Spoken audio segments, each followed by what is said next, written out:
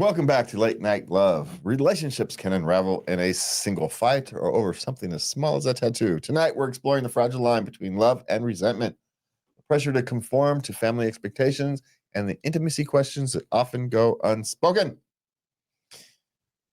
Gonna see how we can tackle that in a family-friendly way, eh? Oh, we'll try. Yeah. That's always that's always the skill here on this section, is how to tackle some of these questions in the most family-friendly way possible. You know, because somehow I don't think I can pull off the Dr. Ruth Westheimer thing. And Okay, well, we'll see what happens. somehow she can pull that kind of stuff off. She really can. I didn't know. Well, she could. I don't know how she did that, but she really could. She could. That's right. Okay. We lost her. What is first? Okay. I went from loving my wife to hating her in an hour. And I don't know how to keep living like this. Now, this was one small fight about scrambling eggs. Okay. And she kept picking on him about how he was doing it, and which is a habit of hers. Yeah. Okay. So it's nothing to do with the eggs. And he just blew up. And that was it. I am done. So it's not the eggs. Remember, we've said this before. The straw that breaks the camel's back It's never about the eggs. Is rarely very heavy. Yeah. The eggs are not heavy, but her constant need to nag. We're just going to go call it what it is, right? It's a constant need to nagging. Whether it's a sense of a need for control, whether she's actually afraid of rejection. And so in her strange, how these things get twisted and come out all sideways in your brain, I'll get him before he gets me. Yeah, maybe she's trying to sabotage the thing. Doesn't even mean she's necessarily thinking about it. No. So how do you keep living like this? This is one of these things where if you want to save your marriage, assuming that's actually where you want to go forward, because you did love her and right up until you couldn't take it anymore, but that resentment was there. It was just building and you were ignoring it, which is partly your responsibility. Yes. And so you're going to have to accept that responsibility. Doesn't mean she loses hers, right?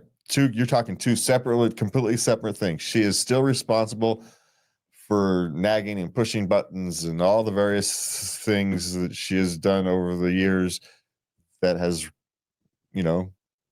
brought to this point. But you are also responsible for not being, I'm going to use this word, for not being man enough early enough to stand up to her and say, okay, look, your nagging has got to stop, or whatever it is, however you wanted to do with it, for not dealing with it sooner, up until the point where all you have left is resentment.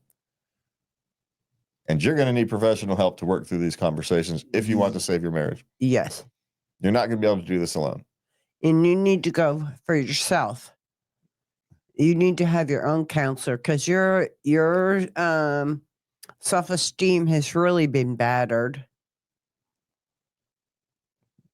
Yeah, you're making scrambled eggs for yourself, probably. And then she's picking on you about how you're cooking your own dang egg. And I get the frustration, but the reason it's so frustrating is because you've been putting up with it for a long time. And so the real question for you to ask yourself is, why did you let it get to this point? You're responsible for that. She's responsible for her behavior. We're not going to diminish that, but you're the one we're talking to. So you can only change your behavior. So what you're going to need going forward, whether you go forward with her or not, to have a successful relationship with anybody going forward, you're going to have to find out what it is about yourself that allowed you to put up with that for so long. And you're not alone. Many of us have done this. Whether it's fear of being alone, whether it's just because you generally love somebody enough that you're willing to put up with it right up until you're not. But that's a flaw. Because if you love somebody enough, you need to deal with these things, because it leads to this. If you don't, then maybe you can excuse, I was ignorant, I didn't know. Okay, fine. But you're still going to have to figure it out. And you can't excuse yourself. I was ignorant. I didn't know. I did the best I could. But you're still going to have to work to that point. You can't give yourself a pass and not examine it.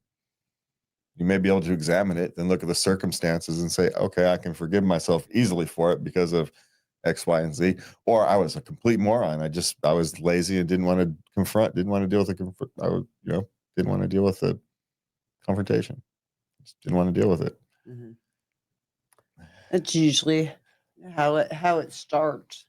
Yeah. You just don't want the confrontation. That's how it starts. So, but you have to work through that in order for you to move forward in any relationship, regardless of whether it's this one or a future one with somebody else. Yes. But you're going to need professional help if you want to save this marriage. And you're going to need a lot of, if not professional help, a lot of, very careful self-examination to move forward on your own. Yeah. Okay. My husband wants to divorce me because I got a tattoo. It's of her late mother. He is just so vehemently against tattoos. But she thought, it's of her late mother, so he would be okay with it.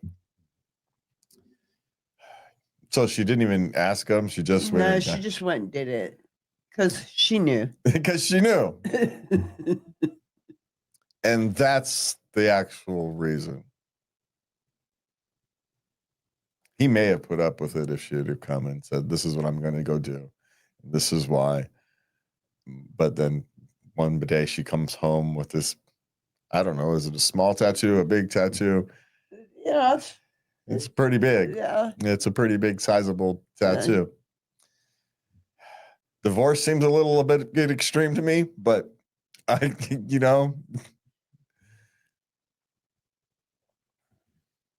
my daughter's got a bunch of tattoos, and I think you don't put bumper stickers on a Ferrari, but it is what it is. I don't control other people's body, but when you're in a long-term relationship and someone has an issue with something, you do have the right to do it. I would never say you don't. But you got to deal with the fallout. Yeah, you're going to have to deal with the fallout. And on this particular case, you could have minimized or mitigated some of the fallout with this thing called pre-communication. But we just talked about she didn't want the confrontation, about not wanting confrontation, and she just didn't want to deal with the confrontation beforehand, so she dealt with it afterhand, and now it's worse. Yeah. You may still have had it, but you could have, given them some time to work through it. Men often just need time to work through these things. You tell them this is what I'm going to do, and you just need a little time to work through it. But it feels different when you just kind of show up one day with a big thing that I don't like. Now I have to look at your mother every day. It's not necessarily the greatest thing on the planet type of thing. Maybe you could have come to a compromise and put it on a different spot, or a little smaller, or a different type of thing, right? But you couldn't have gotten there because you didn't give it an opportunity. Maybe you could have put a little saying on the inside of your wrist, so he didn't have to see it all the time, right? There's theoretical compromises that may or may not have been made, but you didn't give them the opportunity to be made. And that's what he's mad about. That's what he's mad about. Yeah. Yeah. Okay. No, that's going to be a tough one. Yeah. Hopefully you guys work through it, and it's just he's being overly emotional at the moment. But again, maybe it's back to one of those things that we talked about, the straw that breaks the camel's back. Maybe there's other stuff there that we don't know about that is percolating under the surface and is, oh, well, this is just it. She never respects the boundaries of her marriage or of communication, or maybe she's just terrible at communicating. Maybe she got the tattoo and put it on his credit card. And that's how he found out. And not only do I have to pay for it too. You know, Uh, who knows? It's just, it's sad. Okay. What's next? My boyfriend wants to take a new job traveling for work. Now, they've been living together for a year. Okay. So now all of a sudden he's going to be gone a lot. Yeah. This is going to be a major change. Yes. She's worried. Yes, of course you are. And so is he, but he's thinking of his future. And this is a step up. I'm going to assume it's going to make him money. They're 25 and she's 22. Right? Yeah. This is the time of your lives where you do these things. Jobs changes. You know, if you're a half decent employee, you can move quickly and fast in various things. So, yeah, you're right to be worried. Your life is going to be changed, and you know you used to have the kind of the feeling of security of sharing a house and space with somebody, and now these going to be gone 3 or 4 days a week or whatever it is, right? Yeah. And you're going to have to adapt to that. But on the plus side, we live in the modern world. You know, You have video. You can text constantly.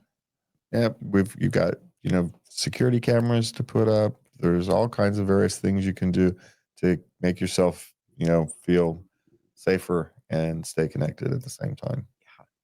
So thankfully it's the modern world, and this is the easiest time to deal with this that there's ever been. So, but this is part of building careers, building your life. When you want a stable life in your 40s, you do this in your 20s. It's just what happens.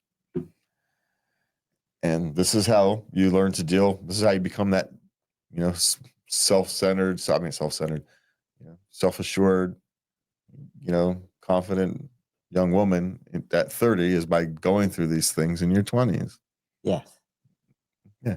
Oh, I've done all this. I've dealt with broken pipes and bad plumbing and stuff in the middle of the night because I've had to. And next thing you know, at 30, you're feeling like you've accomplished something, like you can take on the world because you can. Yeah. Yeah, because you've got all kinds of goofy skills that you never thought you'd need. But guess what? You're going to need those. You're going to be able to hang a picture on your own. You're going to be able to, you know, you're going to be able to do these things. You're going to be able to fix the router. You're going to be able to get your computer to work properly. All these various things, you know, learn to change a tire, all these kind of things that other people, you know, get someone else to do for them. You're going to have the opportunity to branch out your skills and become a more self-assured, confident human being in 10 years. And this is part of that journey. So yeah, there you go. Try to look at it as an opportunity. It's an opportunity for you too. Yeah. Okay. My boyfriend says he'll break up with me if I don't treat his family like my own. How can I explain to him that's not possible?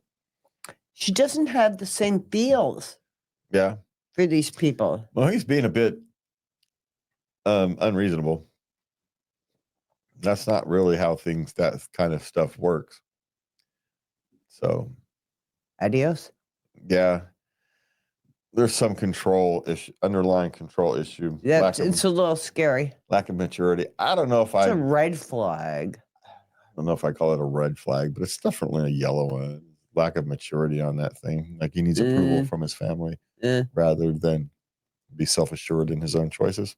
Yeah. And you don't need to deal with that. Yeah.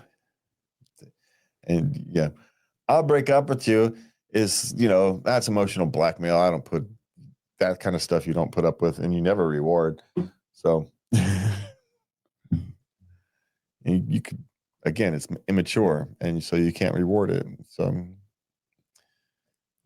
just a couple different red flags of lack of maturity on this one. Yeah. Yeah. Okay. Okay. Now we have 3 intimacy questions, and I'm going to try and make them family friendly. Oh, yeah, this is going to be good. I want to see how this happens. Okay. Now, she wants to be intimate in the morning. Okay. But he's sleeping. Yeah. So should she wake him? Well, as long as you creatively wake them, yes, it's perfectly fine. Don't just wake him up, shake his shoulder. shoulder, force the alarm to go off. Oh, you're awake. Don't. Hey, do you want to No, you are gonna have to, initiate? and he will not complain, unless, of course, he happens to have a long day or something, or whatnot. And sometimes you may know about it, sometimes you're not. So there are times to pick and choose your spots, but it's a general rule of thumb. That's one of the benefits of having, a long-term partner is if you get randomly amorous, you can at least try, and the other person will not get mad. Yeah. Yeah. They might not be interested, and they might turn you down, but that's a risk anyway. But they're not going to get mad at you. No, not tonight. I'm trying to sleep. It's 4 a.m. Is that what that says?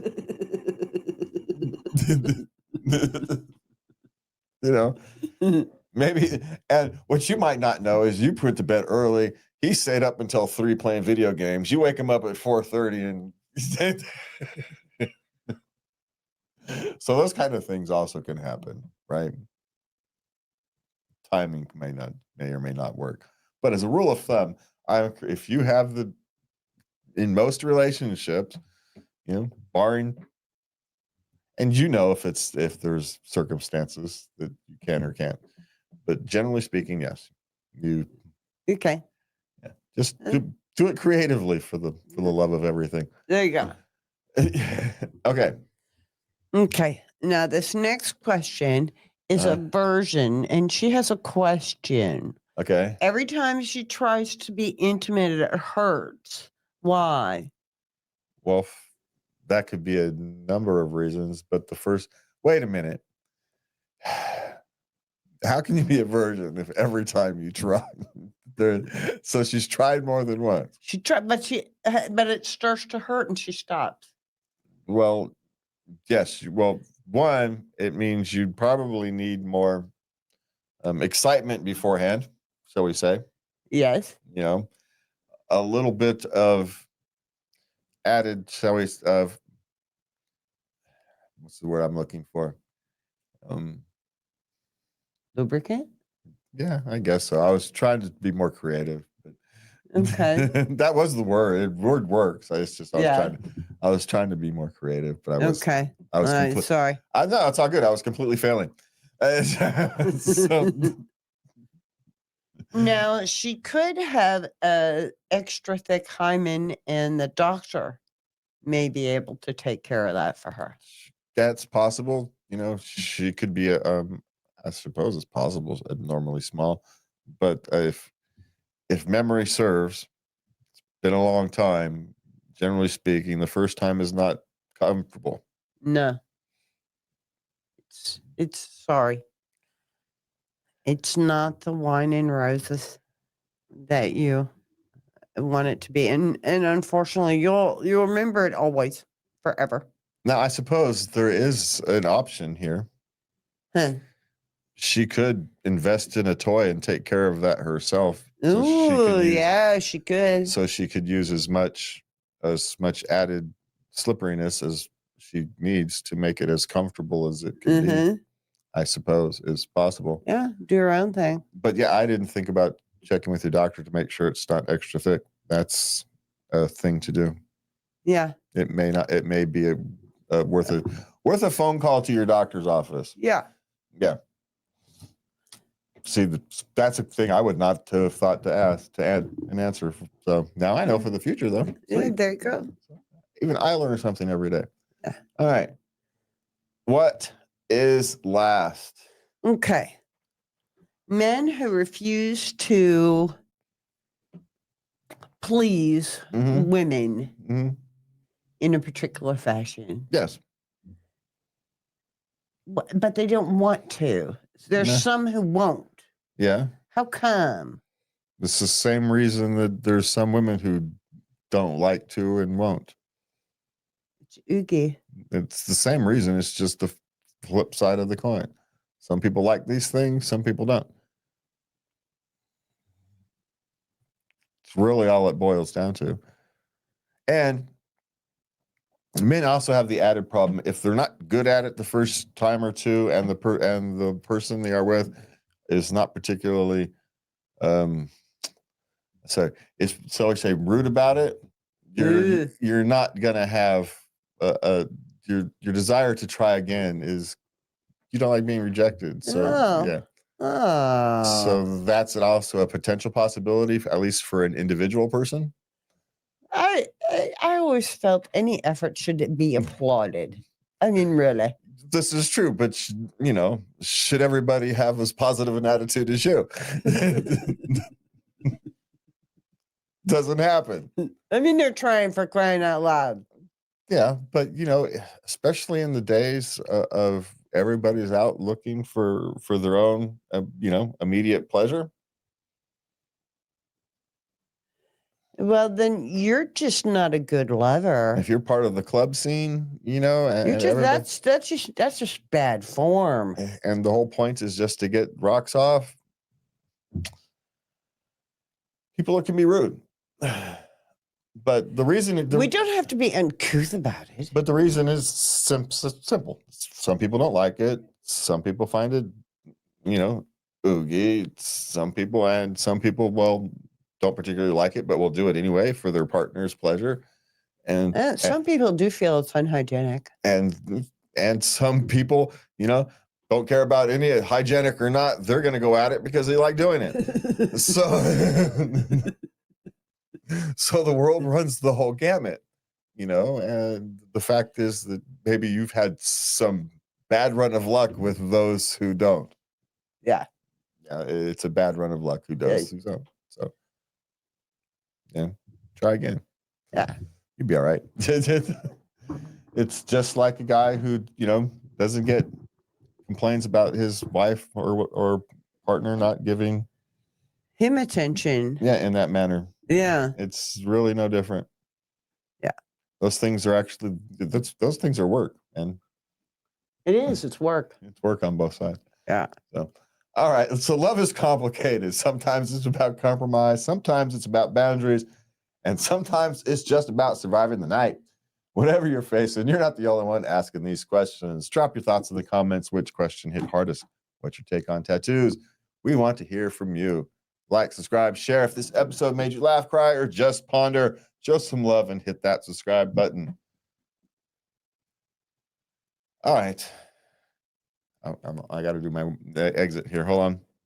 Oh, wait. Have a good night. And please remember to love everybody. Good night. All right. Now I've got to exit again. Hold on. We do complicated live shows here. Okay. Here complicated live recording shows. For our one at some year maybe if we have enough viewers, this will all be behind paywall, but well, maybe not. Or at least we can put it that way you can only see it on the website. Until next time, stay curious, stay kind, and remember, love is messy, but you don't have to clean it up all alone. Have a good night, and please remember, wrong mouse, to love everybody. Good night. I'm just hitting everything.